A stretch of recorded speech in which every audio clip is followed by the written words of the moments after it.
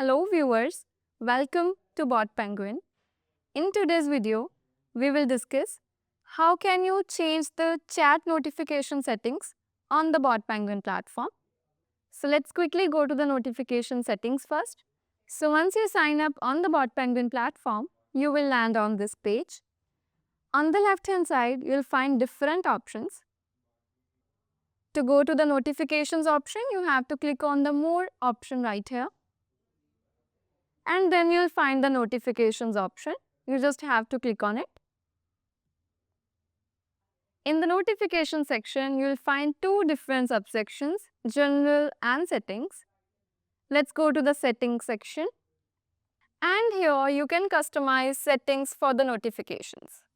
This is the user message notification settings. From here, you can use this receive notifications option. The receive notifications option allows you to control which chat notification you wish to receive. Here you'll find two options, assigned only and all users. If you select the all users option, this means you will receive notifications for every chat.